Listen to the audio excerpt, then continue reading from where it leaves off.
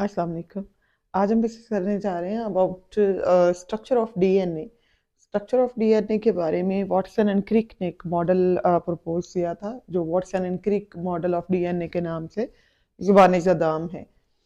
इसको two young scientist ने, researchers ने प्रपोज किया था। इससे पहले जो वर्किंग थी डीएनए के ऊपर, वो इसमें मॉरिक विल्किंस ने, अरविंद चारगफ ने, इसी तरह रोजालिन फ्रैंकलिन, ये वो साइंटिस्ट थे जिन्होंने बहुत सारा काम कर लिया हुआ था डीएनए की स्ट्रक्चर के ऊपर। डीएनए की क्रिस्टलोग्राफी हो चुकी थी। इससे पहले जो प्यूरिन और पाइरिमिडीन थी, इन दोनों की बॉन्डिंग, इन दोनों का कंप्लीमेंट्री होना, इन दोनों के दरमियान मौजूद हाइड्रोजन बॉन्डिंग, ये सारी चीज़ें डिस्कस हो चुकी थी, ये सारी प्रूफ हो चुकी थी। उन सारी चीज़ों को मद्देनजर रखते हुए इन दो यंग रिसर्चर्स ने, वॉटसन एंड क्रिक ने, ये मॉडल डीएनए का प्रपोज किया, जो कि Watson and Crick model of DNA के नाम से जाना जाता है। James D Watson and Francis Crick 1953 के अंदर इन दोनों लोगों ने मॉडल ऑफ डीएनए प्रपोज किया था, जिसकी बिना पर जिसकी एक्सेप्टेंस इंटरनेशनल लेवल पे हुई और इन दोनों को नोबेल प्राइज दिया गया इस डिस्कवरी की, या कह लीजिए इस मॉडल को प्रपोज करने की बिना पर। इंपॉर्टेंट पॉइंट्स लेंगे हम। वॉटसन एंड क्रिक मॉडल क्या कहता है अबाउट स्ट्रक्चर ऑफ डीएनए। तो according to Watson and Crick model of DNA, क्या होता है, डीएनए के अंदर दो पोली न्यूक्लियोटाइड की चेन्स पाई जाती हैं, या दो इसके अंदर स्ट्रैंड होते हैं, यानी दो स्ट्रैंड होंगे। स्ट्रेट फॉरवर्ड में अगर करेंगे, अदरवाइज जो है इनके अंदर क्या होता है, इस तरह से ये हेलिकल फॉर्म में ये पाए जाते हैं। दोनों स्ट्रैंड जो होंगे, the strands coil around each other and form a double helix. एक डबल हेलिक्स की फॉर्म में ये बनाते हैं, यानी हेलिकल स्ट्रक्चर है, और हेलिकल में चूंकि दो स्ट्रैंड आ रहे हैं और दोनों एक दूसरे के गिर्द क्या हैं, कॉइल हुए हुए हैं, दोनों एक दूसरे के गिर्द लिपटे हुए हैं। इस तरह का स्ट्रक्चर जो है वो बनता है। दो स्ट्रैंड, दोनों स्ट्रैंड एक दूसरे के क्या है, कॉइल हो रहे हैं एक दूसरे के इर्द गिर्द। सो डबल हेलिक्स एक लेडर लाइक स्ट्रक्चर है, एक सीढ़ी नुमा स्ट्रक्चर है, जैसे लोहे की बल खाती हुई सीढ़ी होती है, बिल्कुल वैसे इसका स्ट्रक्चर होता है। और इस बल खाती हुई सीढ़ी के अंदर होता क्या है कि जो इसकी मतलब चल रही होती है साइडों वाली मतलब मेन जो इसके अंदर स्ट्रक्चर, या इससे जो पोल्स होते हैं, दोनों तरफ वाले जो पोल्स होते हैं, वो शुगर और फॉस्फेट से मिलकर बने होते हैं, जबकि इसके दरमियान जो रंग्स होंगे, या इसके अंदर जो डंडे आ रहे हैं, जो इसके अंदर स्टेप्स आ रहे होंगे, वो स्टेप किससे बने हुए हैं, वो नाइट्रोजन बेसिस से मिलकर बने होते हैं। तो ये डबल हेलिकल लेटरलाइक स्ट्रक्चर होगा। पोल्स शुगर और फॉस्फेट के बने हुए हैं, और इसके रंग्स या इसके स्टेप्स किससे बने हुए हैं, ये नाइट्रोजन बॉन्ड के अंदर मौजूद जो हाइड्रोजन होंगे, सॉरी, नाइट्रोजन बेसिस के दरमियान मौजूद जो हाइड्रोजन बॉन्ड्स होंगे, उन पर इसके स्टेप्स और रंग्स इसके मुश्तमिल होंगे। हर रंग के अंदर एक पायरिमिडीन होती है और एक प्यूरीन होती है। अब अगर प्यूरीन है तो दो हमने प्यूरीन्स ली हैं, या प्यूरीन में से एडिनिन होगी इसमें, या होगी गुआनिन, यानी इन दो में से एक। और इसी तरह एक पायरिमिडीन होगी, यानी थायमीन और साइटोसिन में से एक। तो अगर दो न्यूक्लियोटाइड के स्ट्रैंड चल रहे हैं, तो इधर अगर एडिनिन है तो इसके कंप्लीमेंट्री यहाँ पे थायमीन होगा, और अगर यहाँ पे थायमीन है तो इसके कंप्लीमेंट्री यहाँ पे एडिनिन होगा। इसी तरह से सेकंड जो पेयरिंग होगी उसमें गुआनिन और साइटोसिन की होती है।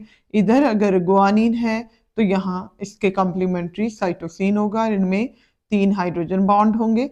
और अगर यहाँ पे साइटोसिन है तो इसके कंप्लीमेंट्री क्या होगा, गुआनिन होगा। इसी तरह थायमीन की कंप्लीमेंट्री एडिनिन डबल बॉन्ड के साथ, और एडिनिन के कंप्लीमेंट्री थायमीन होगा। तो ये एक दूसरे के कंप्लीमेंट्री बेस पेयरिंग होती है कि गुआनिन के सामने साइटोसिन होगा और साइटोसिन के सामने गुआनिन होगा। इसी तरह थायमीन के सामने एडिनिन और एडिनिन के सामने थायमीन, ये होती है इनके अंदर पेयरिंग। हर एक रंग के अंदर इस तरह की पेयरिंग मौजूद होगी। स्ट्रैंड्स को एक दूसरे के साथ जोड़ के रखने वाली जो बॉन्डिंग है यानी ये वाली बॉन्डिंग, ये कौन सी बॉन्डिंग है? It is hydrogen bonding. ये हाइड्रोजन बॉन्डिंग कहाँ बनती है? Between nitrogen bases. Opposite strands जो एक दूसरे के इर्द गिर्द मौजूद हैं, हेलिकल फॉर्म में मौजूद होते हैं, उनके दरमियान मौजूद हाइड्रोजन बॉन्ड इस स्ट्रक्चर को, इन स्ट्रैंड्स को एक दूसरे के गिर्द क्या करती है? होल्ड करके रखती है, इनको खुलने नहीं देती।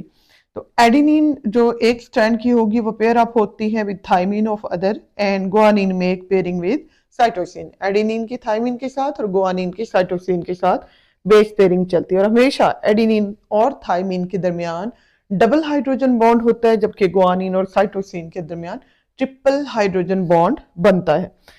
दोनों जो स्ट्रैंड होते हैं वो एक दूसरे के एंटी पैरेलल होते हैं। एंटी पैरेलल होने का मतलब होंगे तो साथ साथ, लेकिन एक की डायरेक्शन अगर यूं है तो दूसरे की डायरेक्शन उसके अपोजिट होगी।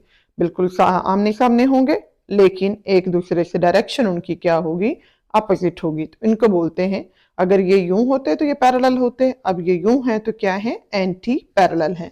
तो दोनों डीएनए के स्ट्रैंड एक दूसरे के क्या होंगे? एंटी पैरेलल होंगे। तो ये एंटी पैरेलल है, एक direction 3 prime to 5 prime direction में चलेगी, और दूसरे स्ट्रैंड, उसका जो अपोजिट स्ट्रैंड है वो 5 प्राइम डायरेक्शन से 3 प्राइम डायरेक्शन में होगा। पिछले लेक्चर में हमने ये डिस्कस किया था कि अगर न्यूक्लियोटाइड, यानी जब न्यूक्लियोटाइड के दरमियान में फॉस्फोडाइएस्टर बॉन्ड बनता है, तो 5 प्राइम एंड अगर फ्री है और न्यूक्लियोटाइड ऐड हो रहा है 3 प्राइम एंड पे, यानी carbon number 3 of pentose sugar पे, तो इसका मतलब डायरेक्शन बनेगी 5 प्राइम टू 3। और अगर थर्ड कार्बन का हाइड्रोक्सिल ग्रुप फ्री पड़ा हुआ है और बॉन्डिंग कहाँ पे होगी है? कार्बन नंबर 5 के साथ जो है ना बॉन्डिंग हो रही, तो इसका मतलब है कि डायरेक्शन अब क्या बनेगी? 3 प्राइम टू 5 प्राइम की डायरेक्शन में।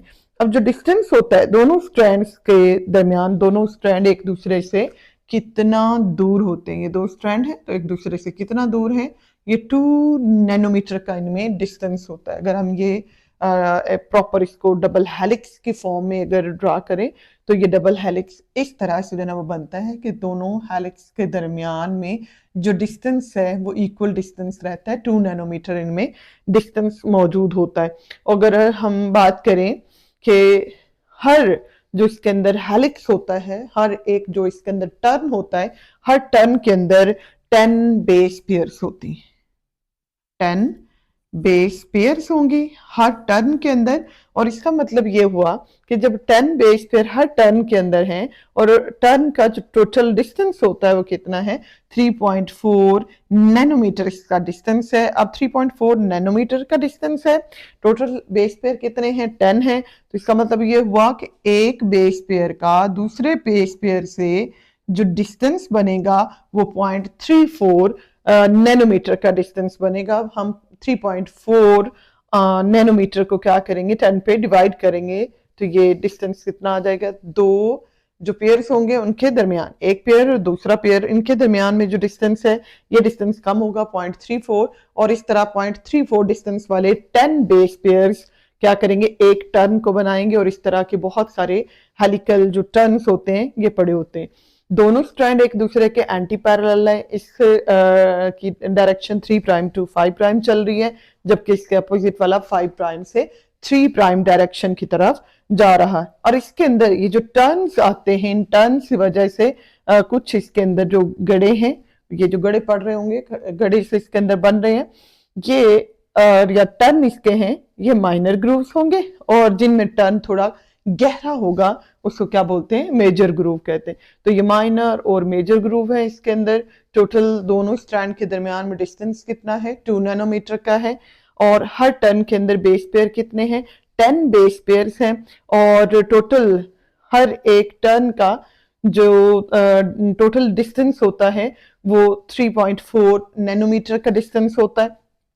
और हर जो बेस पेयर होगा वो दूसरे एक बेस पेयर दूसरे बेस पेयर से कितना दूर होगा? 0.34 नैनोमीटर ये एक दूसरे से दूर हो गए। तो ये थे वो मेन पॉइंट्स जिन जो कि प्रपोज किए गए by Watson and Crick model, जो कि एक्सप्लेन करता है स्ट्रक्चर ऑफ डीएनए मॉलिक्यूल। इनमें से ज्यादातर चीजें पहले से डिस्कवर हो चुकी थी। इन दो यंग रिसर्चर्स ने अपना दिमाग लड़ाया है, साथ में इन पॉइंट्स को जो कि पहले डिस्कवर हो चुके, प्रूव हो चुके थे एक्सपेरिमेंटली। उन